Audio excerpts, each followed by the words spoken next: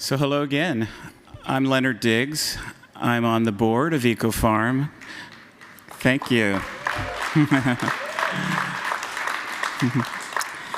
And on behalf of the staff, the planning committees, and all the other committees that are associated with putting on this event, the sponsors, I want to give you a warm thank you. It's really wonderful to have you here, and I hope that you're enjoying the sun as much as I am. It's a guilty pleasure, you know, because it seems unusual, but I am enjoying it. So this is our 45th year, and I don't know where you are in that 45th year. Some of you are at the beginning, some of you are in the middle, and some are just here for the first time. But whatever place you have in that, I want to say thanks for taking the journey with us, and thanks for making an effort to care about your environment, care about your community, and be engaged here and out there. So thank you very much, and we look forward to engaging with you for the rest of the conference and for you to enjoy all the people that you convene with over this next day and a half. Thank you.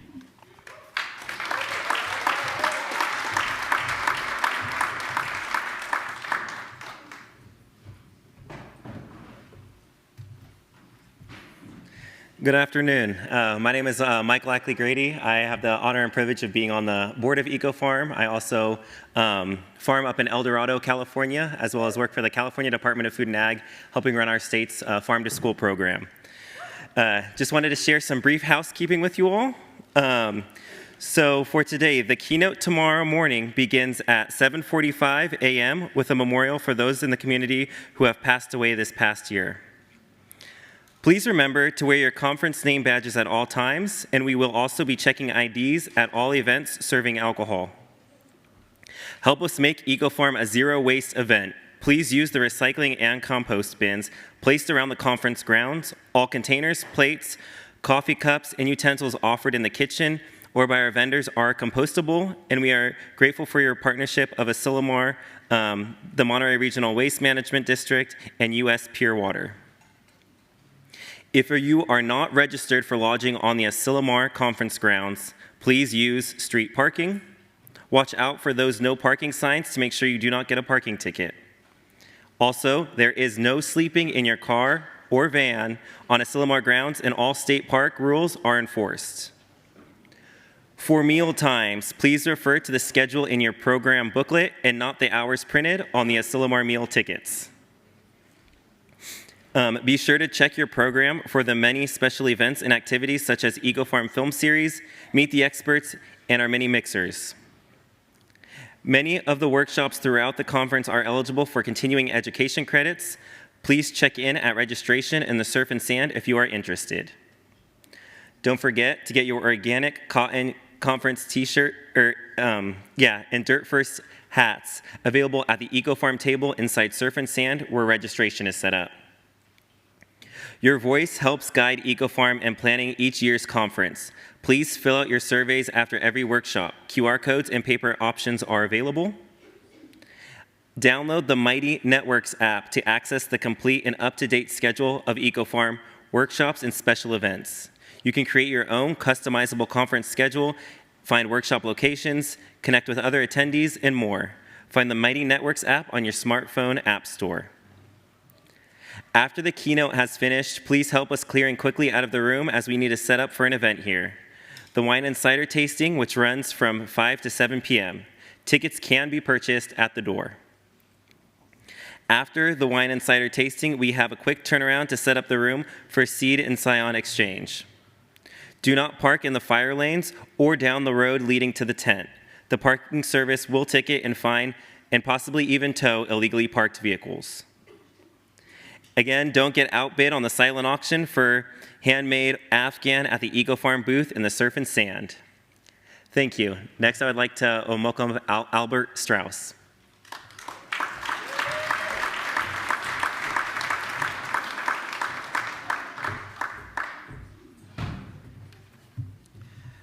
Hi, all. Just to follow up from last night, we've came up with a statement that we'd like EcoFarm to put forward. And I just going to, since it's fresh off the press, I wanted to just kind of put it out there and for people to react. And then if there are questions, they're free to come see me. Well, let's just read it quickly. We, the members of the Ecological Farming Association, find the decision to remove organic dairy farms and Latino farm families from the Point Reyes National Seashore unconscionable. The United Nations is stating that we need to produce as much food in the next 25 years as we have in the last 10,000 years combined to feed almost 10 billion people in the world. They're also saying that dairy and livestock products are essential nutrients for feeding the world and that local production is essential. We call on the National Park Service to reverse the decision to eliminate farming from the national seashore and restore sustainable organic community to West Marin. At a time when we must meet our climate goals by transitioning to organic farm systems, as I outlined in Governor Newsom's nature-based solution strategy, we must embrace working in harmony with nature and farm families and workers to achieve climate resilience. Thank you.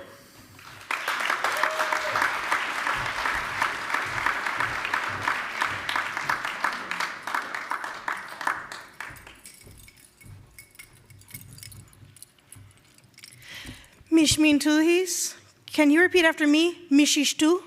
Mishishtu. Good day to you too. I am Mutsun Aloni. I come from a little further north of here, but right here, right now, I'd like us to acknowledge the language of the land, the people of the land, and the original history of this space. So will you please repeat after me? Can you say Rumsian? Rumsian. Can you say Esalen? Esalen. And in the Mutsun language, Ama Piritakawas. Ama Piritakawas.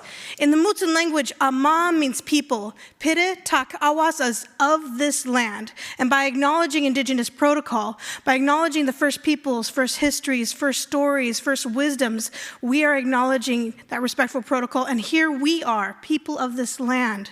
So Ama Piritakawas in the Mutsun language is a way to acknowledge first histories and peoples and just spaces and us at the same time. And there are many Rumsian tribes here. So it's not just a single Rumsian tribe, and it's not just Esalen territory, which is over by Big Sur. It's important that we recognize indigenous peoples are the first agroecologists. They're the first hydrologists, the first cosmologists, the first pharmacy physicians, and scientists and doctors. Shaman is not from this territory. That word is non-existent. We're just doctors and healers. Thank you very much. So part of that respectful protocol is to acknowledge these histories and the first peoples. And in my community, the plants and the animals are the first peoples. Humans came next to be good stewards and good ancestors in training to take care of the earth that we're on. And so my mother taught me, and her mother taught her, that when song, ceremony, and dancing stops, so does the earth. So I'd like to offer a grandmother's song to honor our grandmothers, their grandmothers, and in all Mother Earth. For without them and without her, we would not be here. We share this time and space together for a reason. So it's with that humility, that gratitude, that present-mindedness that I offer this song in this space. And at the end of prayers and songs, my community, we say, oh. So can we practice that in 3, 2, 1, oh. So if you see me, I say something cool, you can just be like, oh. It works anytime. So this is Kenyon's grandmother's song. Moi moi o kawana, moi moi o ka, moi moi no, moi moi o ka, moi moi o ne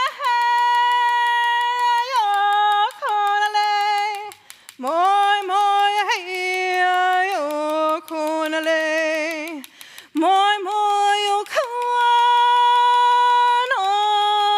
moi moi o ka.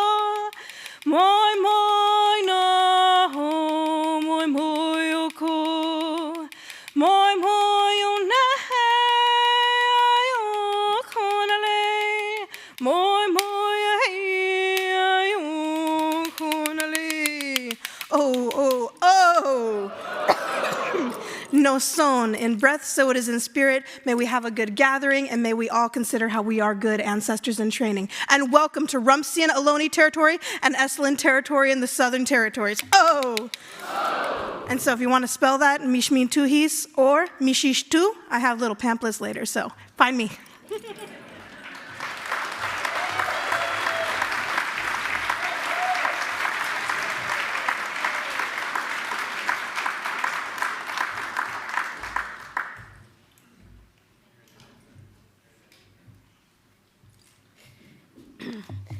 Good afternoon, everybody. I'm Zia Sonnabend, a longtime member of the Planning Committee and former director of this conference.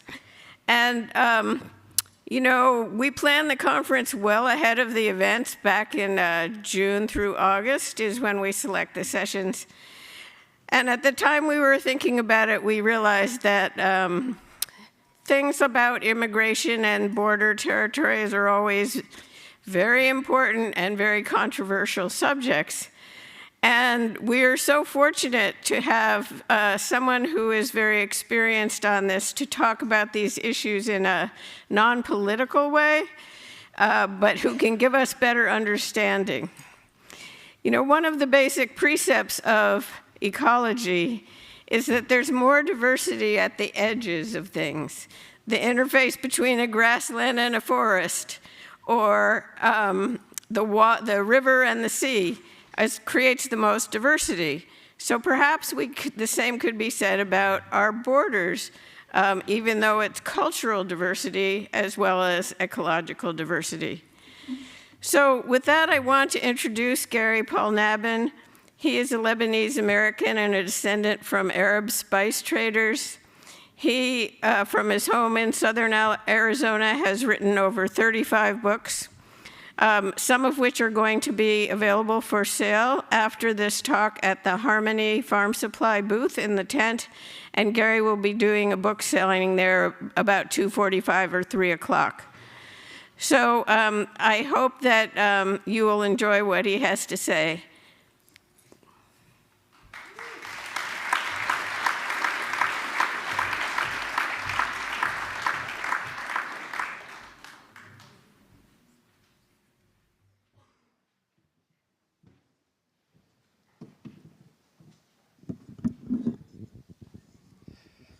Pues, greetings, Earthlings, and bienvenidos a todos vecinos y amigos de nuestro planeta.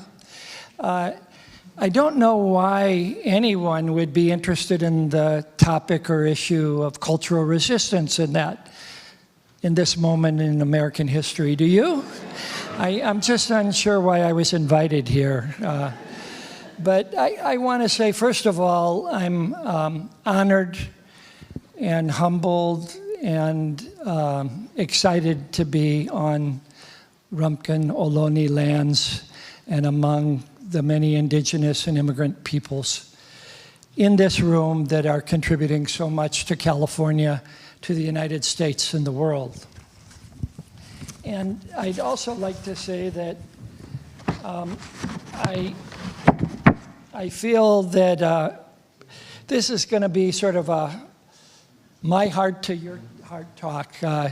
No more slides in PowerPoint hell for those of you who have endured it all these years. I'm just going to have that one image. And I'm really going to focus on the issues that are right in front of us this week in this world, as many of you are already concerned about, and you have as much to say about this as I do. Pero antes de nada, quisiera decir que agradezco mucho su trabajo como campesinos, agricultores, los que trabajan en las huertas, en los ranchos, en los campos de agrícola y también en las cafeterías o restaurantes como en el servicio de alimentos.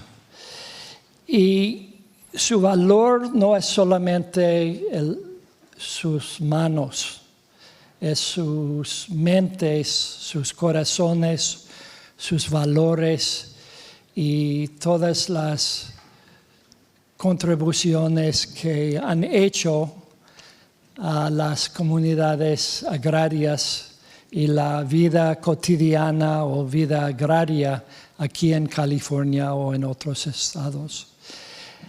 I want to start off by saying to everyone, whether you're a farm worker or a farmer, an orchard keeper, an educator, that the value of the people in the agricultural workforce is more than just their hand labor.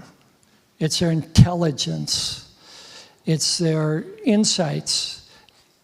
It's their frugality. It's their lived experience. It's the faith and hope that they bring to their work, the amistad, the compadrazgo, the confianza that they develop with other people.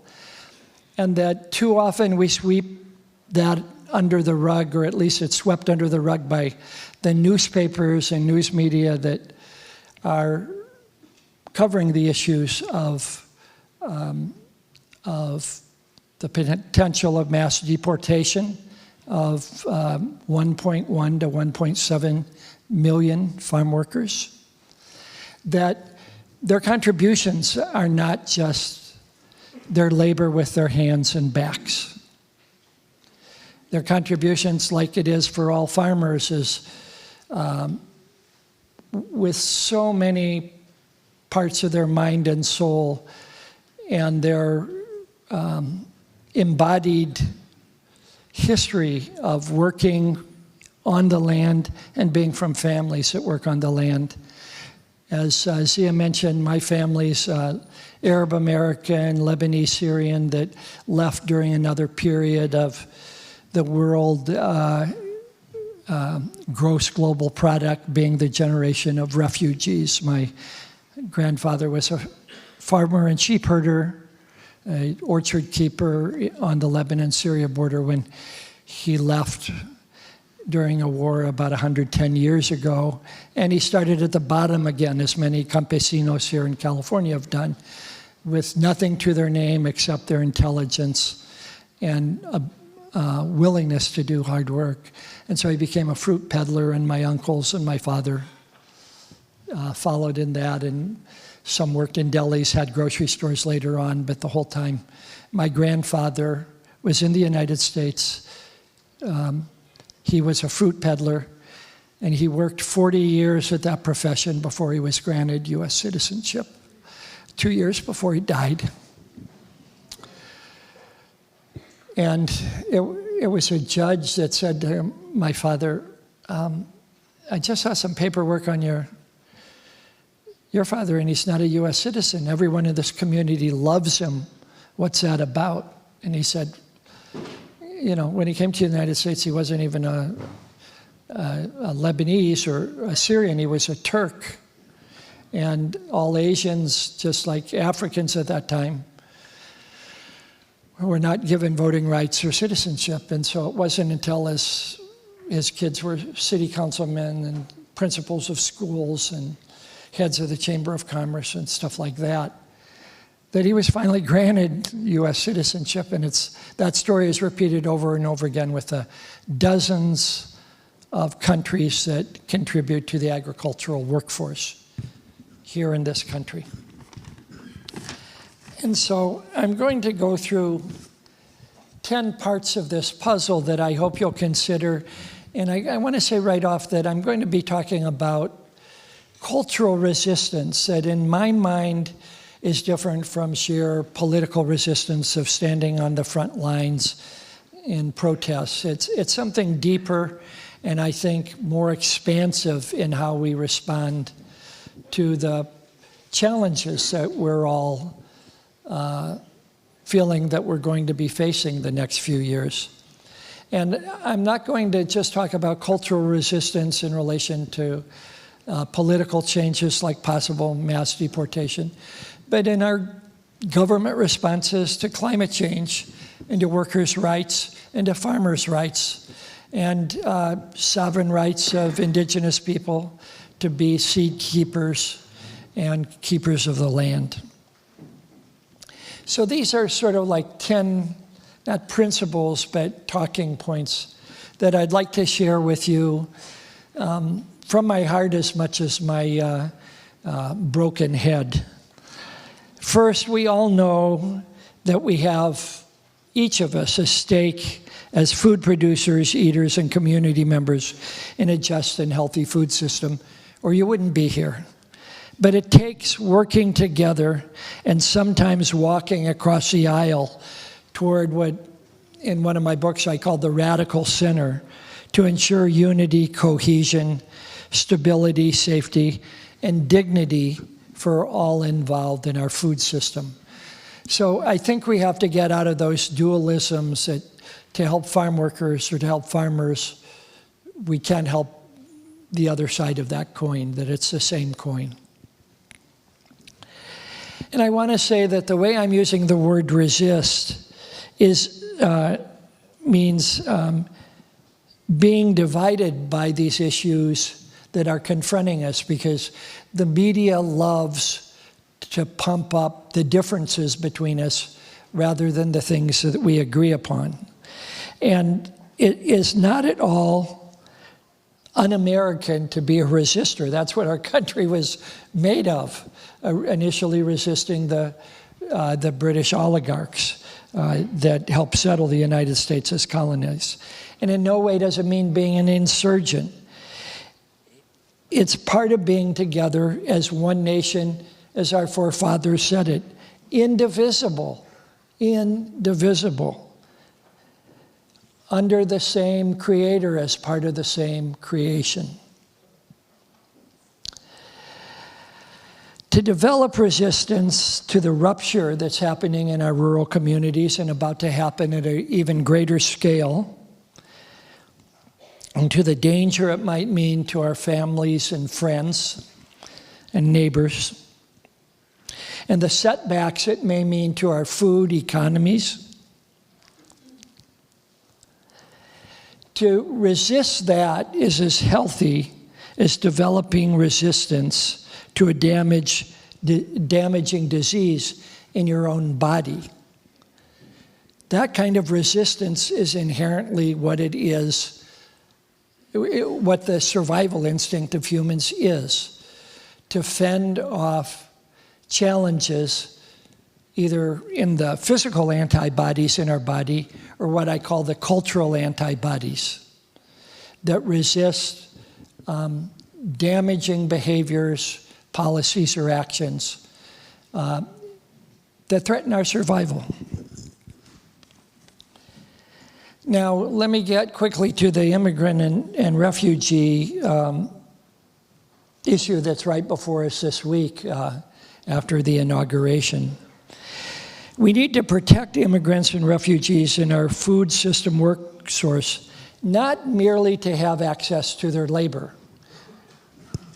Even the Farm Bureau has said in Arizona, it was one of the first things they said when this came up. The Arizona Farm Bureau is not really known for taking social justice stances, but the labor issue can cripple Arizona agriculture so quickly that it's one of the first stances that they took, which said that the chili crops in Arizona and New Mexico will not survive, and chili farmers will not survive if the hand-picked green chilies don't have labor forces there. The red chilies can be mechanized, but in our state, the green chilies can't. But to resist these challenges means that we also have to maintain and regenerate the vitality of our rural communities, their schools, clinics, churches, and cultural life. And in much of the United States right now, it's immigrants that are doing that. My cousin, Christine Nabhan Warren, wrote an incredible book about meat packers in Iowa, most of whom are Mexican and Central American. And aside from their work in those counties in the Midwest, the corn and soy counties, where now there's hardly more than one town in a whole county that has more than one bar, one church, one 7-Eleven or 24-hour store, one gas station. The Latino population in the Midwest is revitalizing the churches with liberation theology, revitalizing the schools with the ideas of Ferreri and other people that are really looking at literacy in a different way. Revitalizing our music, thank God, because the Midwest I grew up with was mostly beer barrel polka and a couple other things. I don't have anything against polkas, but all the strains of Latino music are now on the airwaves in the Midwest. And so to think of just why we need to save the agricultural labor force as an economic issue is wrong-headed. These people are the pillars of our communities now in so many rural places. Now, the other strange thing to me is that farmers and farm workers are often characterized in the media as risk-aversive and conservative, whatever conservative might mean on the airwaves of national media. But in fact, I would say that you all demonstrate that farmers and farm workers are great innovators and problem solvers beyond what you do on a farm or ranch. That you're helping your community solve problems. You're helping your counties work out issues regarding the infrastructure that feeds farms and ranches. You're thinking not only about your work as a farmer, but of the health clinics and the underpaid people in the health fields that is just as bad as the underpaid people on our farms.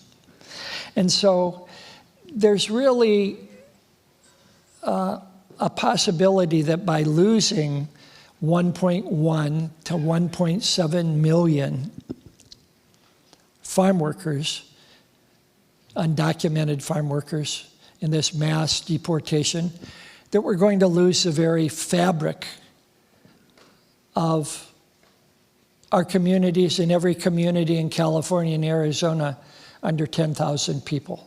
We just don't have enough strands in that network that keeps a community buoyant without these minds and hearts.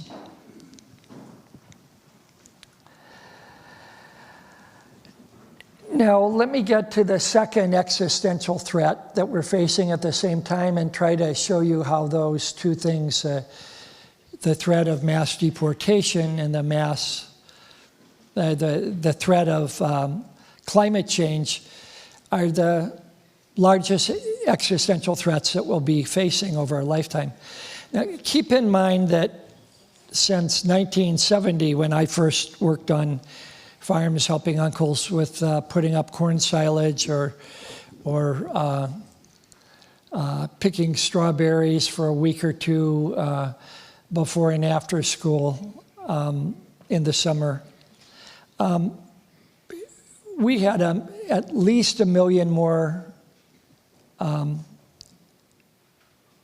farmers and farms than we do now. A lot of those were hit in the 1980s by what was called the farm crisis. But we're continuing to lose farms, and now for the first time in American history, we're under 3 million farms, and people in this room are better at statistics than I am, but I think we're down to about 3.5 million farmer owners and 2.1 million full-time farm workers working on those farms.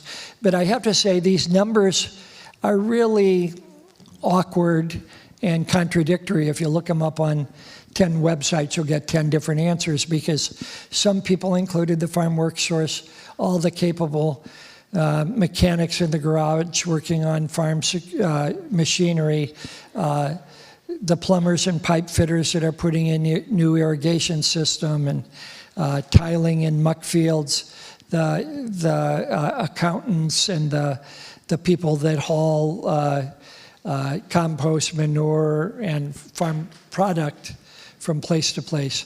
So the numbers are sketchy, but the people I've talked to, like Tom Tomich at UC Davis, says that maybe 75% of the farm worker labor force on farms in California is immigrant, and at least 45% of all the farm workers in California, at minimum, are undocumented.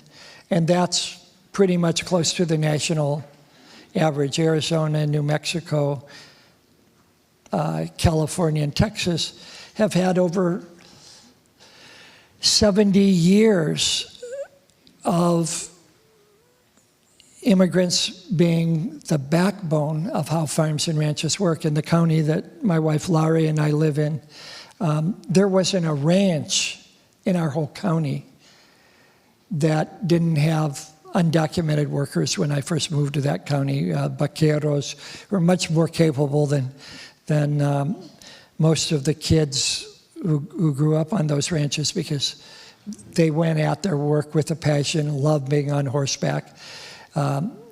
Now with 280 Border Patrol people living just 8 miles, having about 500 vehicles about 8 miles north of where we live, we've lost a lot of the undocumented vaqueros and who knew how to ride on horseback into some of the toughest terrain.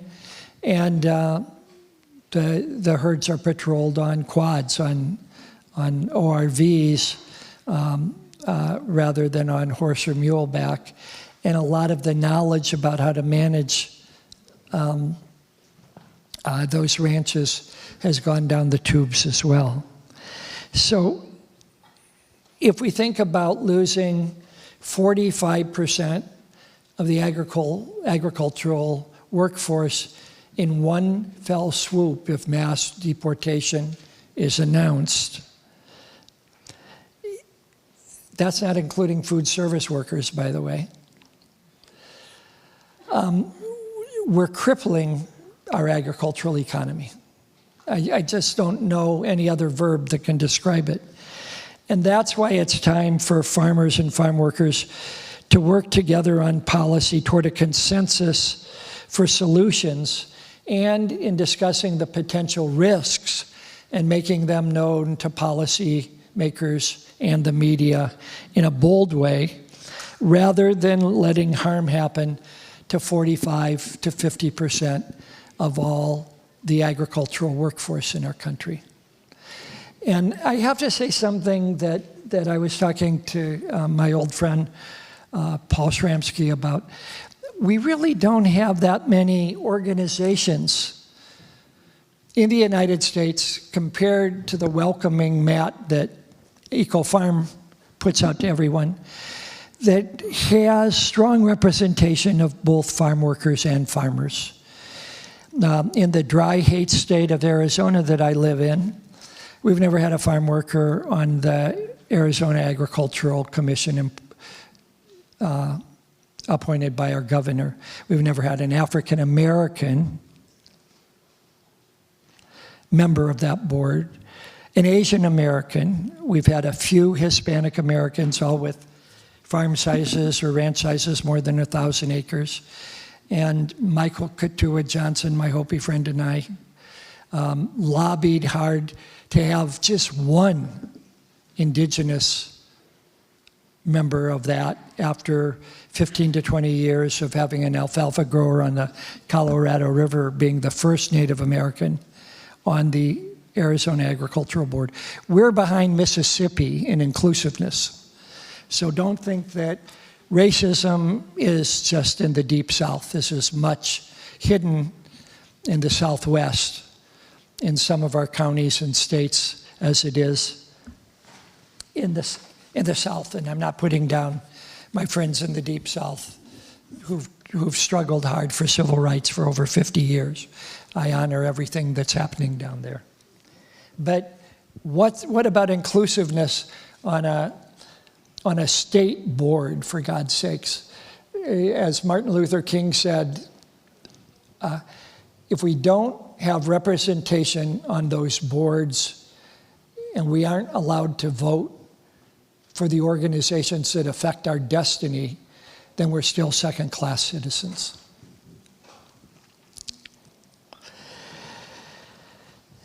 So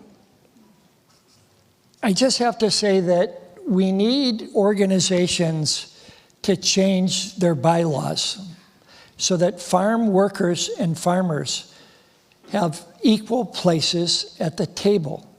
And if we can't do that immediately, all of us have to work to form coalitions of farm workers and farmers from the Farm Bureau to the UFW to make these changes happen as quickly as possible, to show a unified front, or we're going to all be in trouble.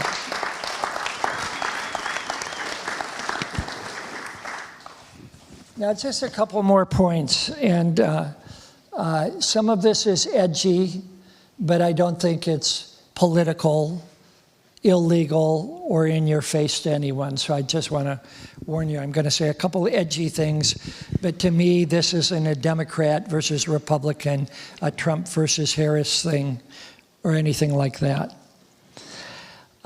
We had a sanctuary movement that began almost simultaneously in Oakland and Berkeley at a few churches, and where I cut my teeth in agriculture in Tucson, Arizona. In Tucson, the sanctuary movement was founded by a Presbyterian minister, John Fife, who was kind enough to marry my wife, Laurie, and I. I think Lori can safely say to people, I was married by John Fife, and it would probably get her more kudos than being married to me. But he married us. He didn't marry Lori. So I want to clear that up. But the other guy, Jim Corbett, was a Quaker who as soon as I got to Arizona, I was milking goats with, and we had a community garden with him and his wife, who just passed away. And in the 1970s, they started acts of spiritual defiance in accompanying migrant refugees across the border because they felt that political refugees, as I feel about climate refugees now, deserve citizenship pathways into the United States. That spilled over from 2 churches in Berkeley and 8 churches, synagogues, and mosques in Tucson to over 800 faith-based institutions, churches, synagogues, mosques, friends gatherings, and over 400 nonprofits providing sanctuary to immigrants and refugees. And we had Guatemalan refugees in our house for 2.5 months while they were getting placed and helped them with paperwork and all of that. None of that is illegal when churches do it. And Lori and I have picked up on the side of the road in 110 degrees Latino women that bust all the way through Mexico from Guatemala who were sitting on the roadside out of water, a 4-year-old kid with one woman under a tree, not knowing where they were or how far it was to the next town even. And because Laurie is a registered nurse practitioner, she could say it's part of her profession's ethics, as I can as a Franciscan brother, to keep people out of harm's way. And that's not illegal. Now, what if we say that it's not only the actual church buildings that we can provide sanctuary for, but the many church camps and church properties? As some of you know, the Catholic Church in the United States almost owns as much damn property as Ted Turner does. Okay? I mean, there's church properties in every diocese in California that could be mobilized for safe sanctuary for these people. I've done podcasts with farmers, spiritual leaders that that are part of a farm and faith network that have open spaces where they worship outside, and those places could also be safe sanctuaries for these people where CBP folks could not come and get them. Hiding people is not the goal. Providing them with legally valid sanctuary is, and it's possible to do if we put our heads together. So I'm saying even farms, in my mind, for those of you who have long spiritual traditions, indigenous or otherwise, that you adhere to, can be safe sanctuaries. So think about that. And finally, as my one big note, my publisher set up this talk with the EcoFarm people, and I need to say a few words about my new book, Against the American Grain, Borderlands History of Resistance Movements. And that's that we're not starting any of this from scratch. For well over 150 years, there's been resistant movements in California, including Joaquin Murrieta and his 7 brothers and cousins, who raised holy hell with California's Know Nothing Party. I love that the first state legislature of California was dominated by the Know Nothing Party, who immediately declared that Asians, Indians, or Mexicans could not own land or not file mine claims. And after Joaquin and his brothers and cousins made, at today's inflation rate, $1.5 million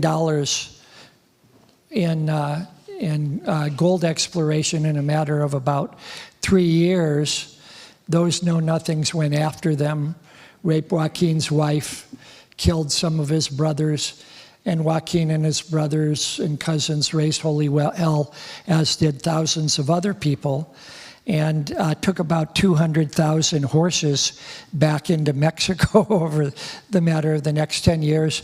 And as much as the California legislatures love to hold up a big bottle of escabeche and say, that's Joaquin's head in this pickle jar, Joaquin died about 40 miles south of us 50 years later in Arizona, a true resistor. But it's not just Joaquin. There's Cesar Chavez, who was born in Arizona, grandson of a Tarahumara Indian, who went to 50 schools before he graduated, as he was part of the Migra in those days, as it was called. And he started from scratch. Dolores Huerta started from scratch. And they created one of the most powerful, impressive, and lasting farm worker justice movements in history. And it goes on to one of my pen pals, Alfredo Acosta Figueroa, who's a descendant of Joaquin Murrieta, who was there with Chavez and Huerta on the lines in many of their strikes, and also was the first Chicano who won a case against police brutality on racist grounds in California.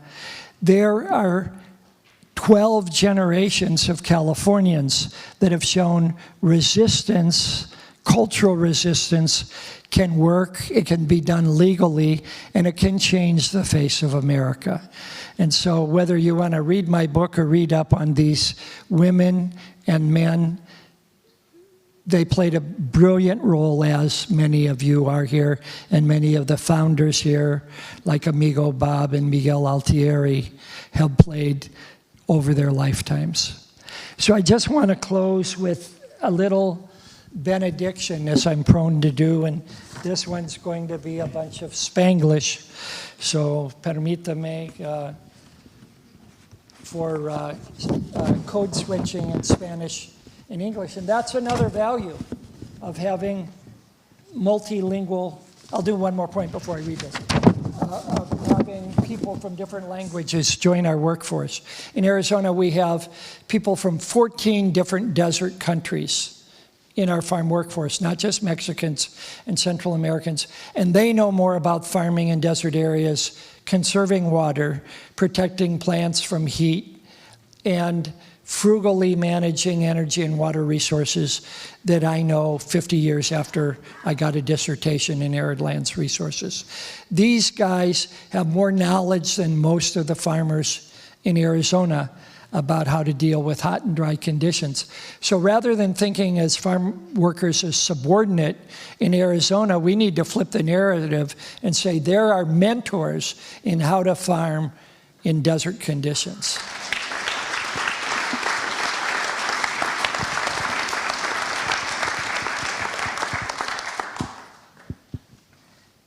Bueno, this is participatory, and it's like getting up on the dance floor.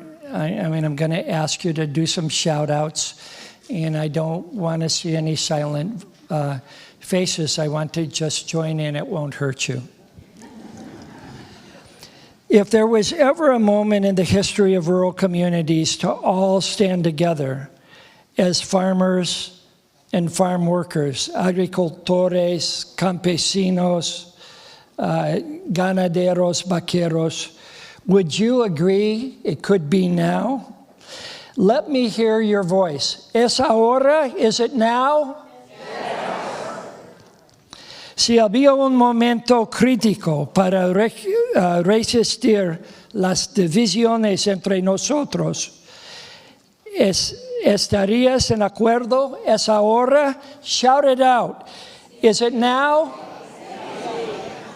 If there ever was a time for documented, undocumented, people like me who I call the way too documented farm workers to keep a united front, ¿están en acuerdo? ¿Es el momento? Sí. Grítelo, este lo es. If there ever was a year to get off our butts and levantarnos de trasero para protegerlas en los campos de la sed, el calor y las quemadas solares, isn't it time we tackle climate change now? Déjame escuchar tus voces. Es ahora. Si alguna vez hubo un momento para recordar a nuestros santos agrarios, campesinos que son santos, que hicieron tanta resistencia buena para aumentar el bienestar del pueblo, is this a moment to praise and pray for the following rural activists to guide us in our actions? Dolores Huerta, Cesar Chavez, Alfredo Acosta Figueroa, Joaquin Murrieta, Teresita de Cabora, Miguel Altieri, he's part Italian, but we won't hold that against him. Carrie McWilliams, Woody Guthrie, Monica Moore, and Amigo Bob, are you with me?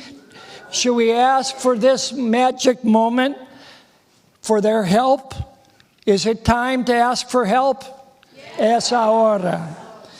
Pues muchísimas gracias. My deep gratitude for all of you for your essential work. Don't take that word lightly. Let's value what that's supposed to mean. And for your love of the land. Agradezco mucho su lucha cultural en resistencia contra una casa dividida, contra la misma, porque no ustedes podemos prevalecer. Y que la Virgen de Guadalupe bendiga. In God we trust. Gracias.